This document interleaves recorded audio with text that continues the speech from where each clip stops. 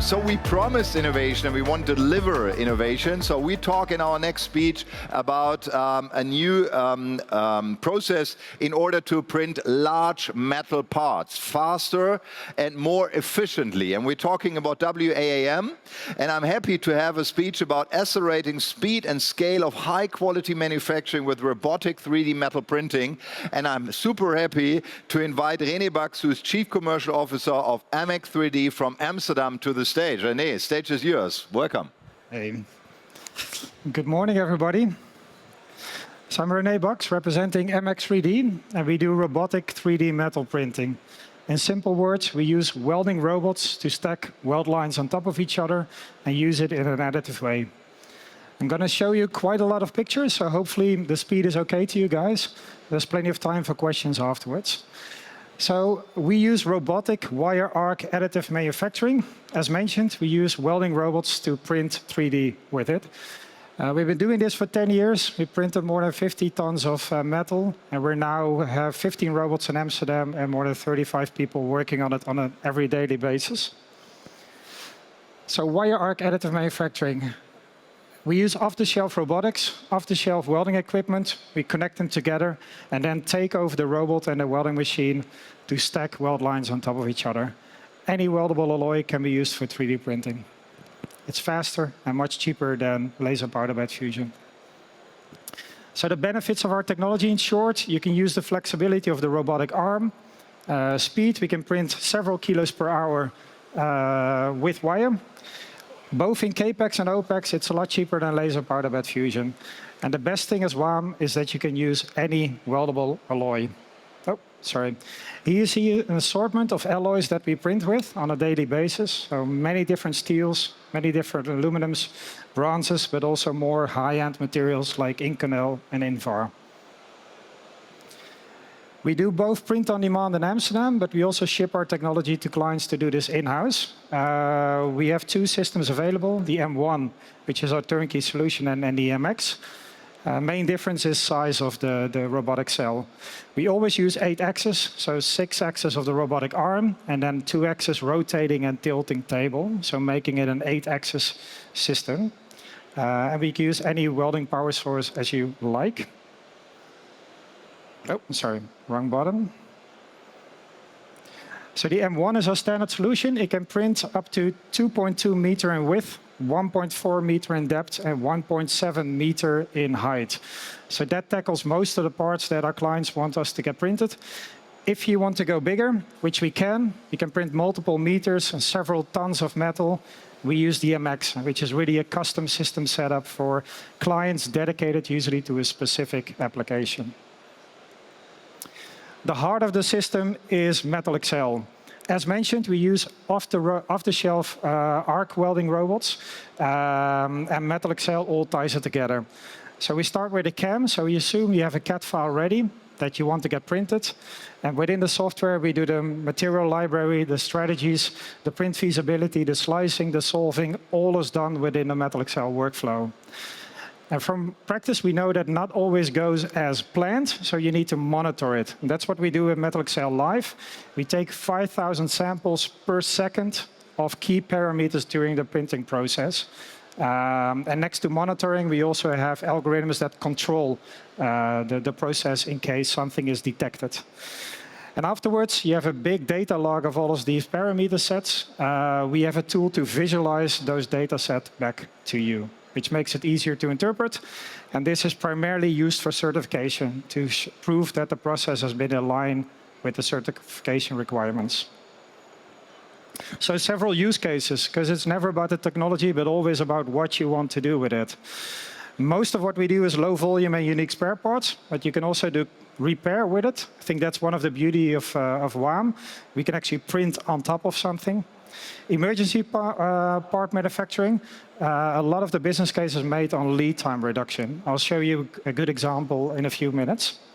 Reverse engineering, you just take a scan of the part and then we can print it afterwards. But nowadays we can also do mass production. And I'll show you a great example of that in a few minutes.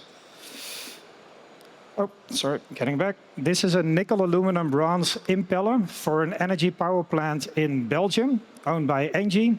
One of these impellers of a gas turbine was about to break down, and they didn't have one at stock. So they asked for a casted part in this material, in this size, and that would have taken more than a year to get it delivered.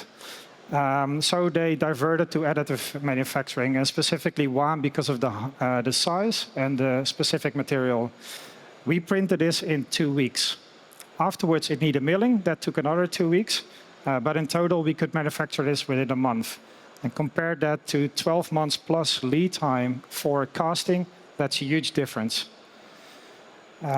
So the steps, we first tested out the strategies that we needed to build this impeller. Then we started printing. First we printed the hub, and then we printed the blades around it. To check if the print is exactly the same as to the CAD file, we took a 3D scan of it. And then afterwards we start milling after we ticked all of the check boxes. So again, we printed it in 2 weeks. Milling took another 2 weeks, so within a month we can print this. Reverse to casting, which took up to 12 months and more.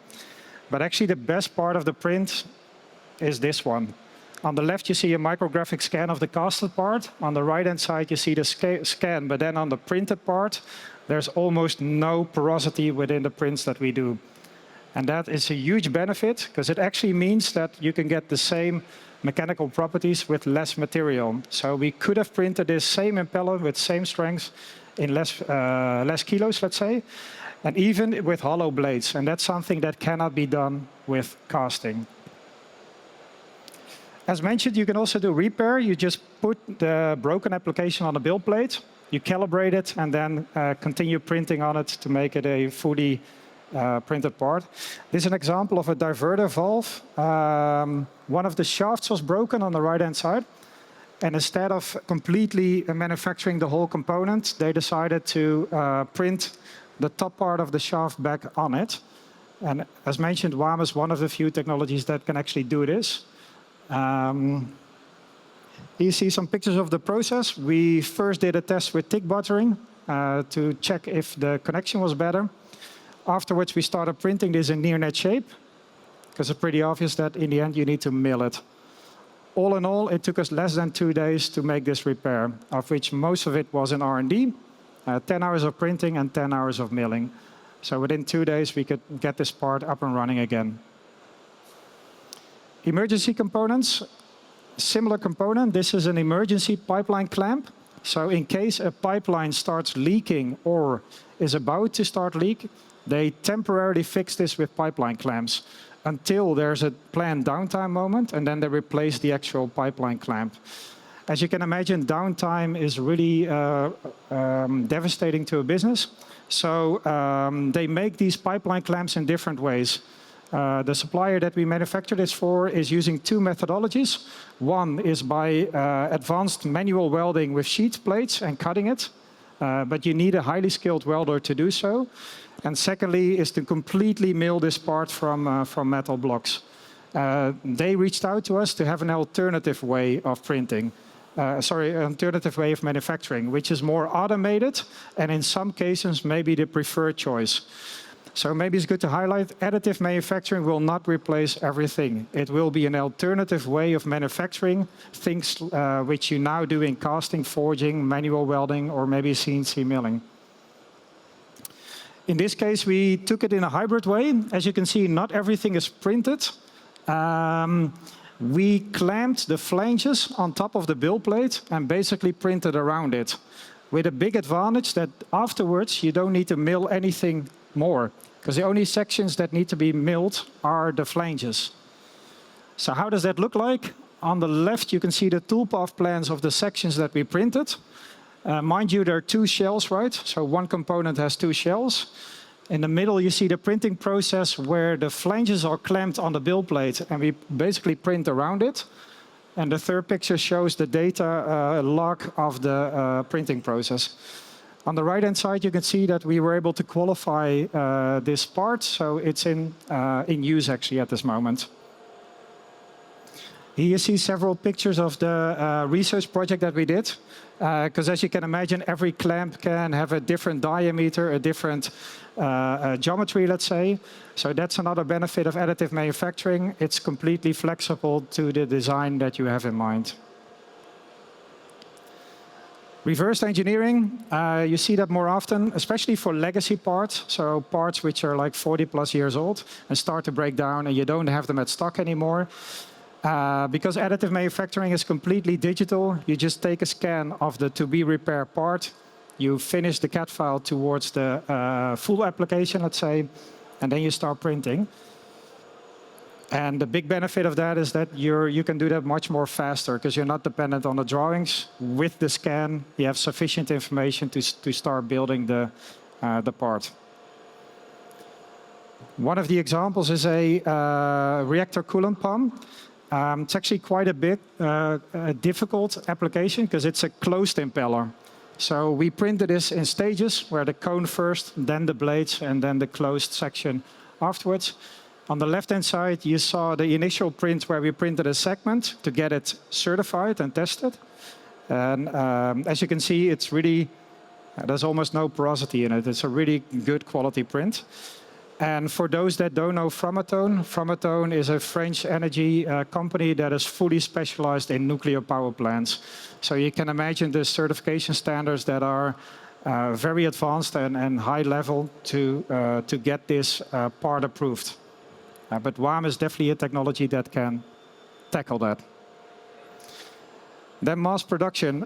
For multiple years, we've been working together with BMW to also apply this to automotive. Next to using it for rapid prototyping, they also want to use additive in their cars, basically. And they use different methodologies. And WAM is actually one of them. These are statements that they made themselves about the component that you're showing here. It's the only component that we can show in public. The part has been fully qualified. And what's really nice about this part is that, as you can see, only small parts of it needed post-production. The rest will be installed as printed. And the little you need to mill, the more easier you can make the business case. So we're very proud of this collaboration, and we're looking forward to the first cars where actually this will be integrated into the car.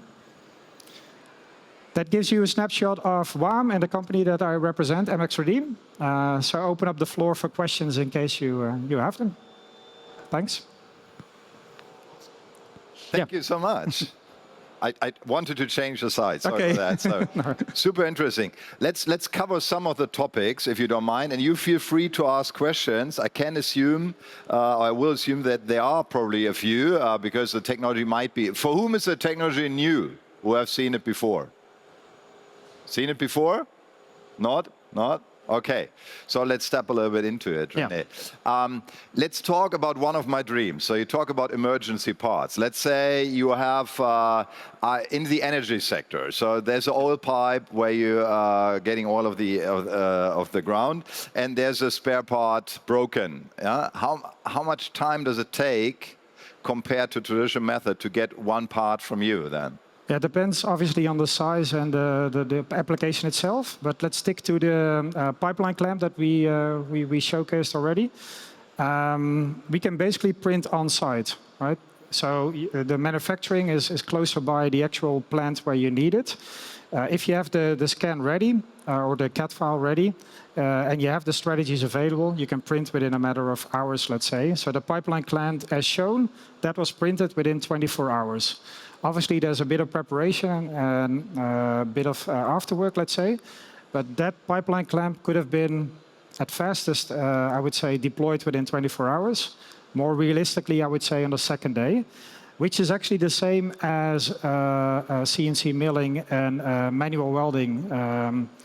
And the big advantage there is, for instance, if it breaks down in the weekend and the welder is not available, that option is out anyways, because you don't want to wait until Monday or get that welder to your power plant. And CNC milling also, they're a bit more hefty machines. They're usually not at the location itself, but more towards the decentralized, let's say. So closer by and faster manufacturing process. Yeah. But yeah, you mentioned closer by, but that would mean that I have one of your machines on the side, right? Yeah. And I don't mean exactly on the power plant itself, but that might also be an option. You see this technology applied on ships, for instance, at the US Navy. So they do it actually at the on site. But for instance, for maritime, which we also tailor to, we envision that more of these hubs at harbors, where it's closer by the ships to be deployed or by helicopter to the platform. So you can get closer by, I would say, not on the pipe itself, I would say. That might be possible in the future, but I wouldn't recommend it, because it is a welding process, obviously. Yeah. So then you mentioned, or you talked a little bit about legacy parts, for example, which is, I think, a huge topic if it comes to railway, for example, or ships as well, that have a very long life cycle. What are your experiences there? Because you were talking about regulation and certification, and I see that's quite hard, especially in those industries. But what are their success stories already where we see WAM already? Yeah, so we're getting closer by. There's no standard available yet. However, there are in oil and gas industry, you've got API 20S, which is a welding standard, and actually WAM, our technology, is now added to that certification. So for certain applications, we can already get that certification automatically. If not, there are several ways we can bypass that, and the best way is actually via certified strategies. If your part is then built based on those strategies, and we have tested it out, and can prove afterwards that the process was in line with the certification, it's certified. And maybe it's also good to highlight that in essence we're using welding. And welding has been existing for 100 years already, right? And there are many welding standards. So for instance, even the high-end companies that we work with, in the end, most of the qualification is done by IWE certified welding engineers to check out the procedure. So there's a tremendous amount of knowledge available. It's just that we need to incorporate that into the standards. And we're doing our best to get there. We're working with DNV, Lloyd's Register, Bureau Veritas. But yeah, we are dependent on them publishing these certifications. So, but we're getting close, I would say. Yeah, but that's quite a challenge. I see that. Yeah. So let's talk a little bit about optimization. So let's say there's a company talking to you. We have this part here. It's traditionally produced. What would be the benefits of WAM if we use it? So I assume, for example, you have these really large parts that sometimes are really not only the production part of the part itself is complicated, but construction of getting it all together and fixing it in the machine where to explain might be difficult. So where do you see the advantages of additive manufacturing here in your specific technology? And are there already success stories too? Because I imagine you can probably save weight, you can save material, whatever. What are the topics? Yeah, exactly. So again, lead time reduction is one of the drivers actually on the short term, because the technology is faster. But maybe if you can show the slide of BMW back in, it's a good example of where they optimized. And I think BMW is a great example of a company that values lighter materials, not only by the material itself, but also in using literally less material. So that component that we printed was actually optimized quite extensively, based also on test results that we got from the printed part. It turned out to be stronger than what was qualified, actually stronger than die casting. So that triggered them to further optimize it using less material and then to test it again, because obviously it needs to be strong enough anyways or stronger, right? But I think that's a good example of where it's already been applied. In all fairness, most of the companies that we work with want a like-for-like comparison first, because they know what they can expect and then you see the differences. The negative part of that is that you're not fully utilizing all of the 3D printing advantages. But then again, if you pass that stage already, then it becomes really interesting, because then you still have the benefit of further optimizing it. But yeah, so there's a big advantage in using less material. Currently, we're just scratching the surface on that. It will be used a lot more. Yeah. One thing on the other side, and you mentioned BMW, is that's always a criticism we hear about additive manufacturing. How can it be useful for serial production. Yeah. And especially if you talk about a car manufacturer and you have, let's say, a structure part or whatever that with WAM would be fantastic to produce because all the advantages we just mentioned, but still we have the amount of time we need for let's say production of the part with a specific procedure. So where do you see the fields of parts or the fields of, let's say, let's leave it with parts. It's fun. Where do you see it? Especially, let's talk a minute about automotive, the project with BMW. Yeah, so maybe taking a step back, we do metal 3D printing. The more mature metal 3D printing is laser powder bed fusion. Yeah. That technology is really good for, let's say, smaller, refined, highly detailed metal parts. WAM is really complementary to it. So whenever laser powder bed fusion becomes difficult, let's say in size, in speed, or in cost, because you're using powder, so the bigger the part gets, the more costly, WAM becomes interesting because we can print faster and a bit more rougher for bigger parts. Getting back to your question, so in automotive, this technology fits well to the more medium to bigger sized parts. So I'm only allowed to tell about one application, which you saw on the picture. That is part of the structure of the car, let's say, because those are the elements where the parts are a bit bigger, let's say.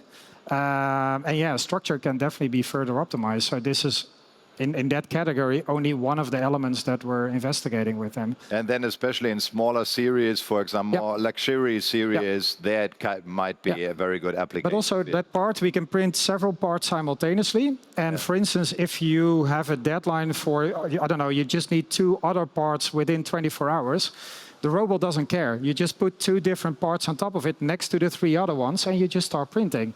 So I think that's really the benefit of additive, is that you can print unique, one-off or mixed parts altogether.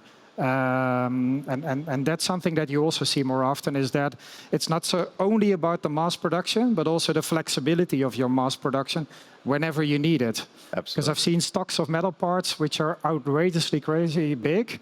We could really reduce the stock level to just print whenever those low volume parts are being requested. Yeah. So we tackle the challenges, the advantages, the big opportunities, and things like regulation, etc. So if you take a look at a specific industry where you see the fastest results, now looking a little bit in the future, what would that be? Which industry? Tough one, I would say. I think we're doing a lot in energy nowadays. So let's say hydro, nuclear, oil and gas, a bit of wind energy. They really see this as an technology with high potential. I think also the part that we printed for nuclear power plant proved that, right? You can tackle those certification requirements. Then again, it's also an industry which is risk averse in a good way. They really want it tested out severely, right, before they put it into production. So it's a mix of going fast and then going slow again, going fast, going slow. That's less so with maritime automotive. They want to go fast. I think they're also a bit more open to optimization. That helps. And now with the current geopolitics, I would say defense is also an industry where there's a lot going on in metal printing, both spare parts, repair. So I guess the current years also highlighted that industry to be very relevant for 3D printing. Awesome. Yeah. I assume we will see you on Formnext? Yeah, definitely. Yeah. Excellent. So see you there. René, it was a pleasure having you. Big applause, ladies and gentlemen, in the box.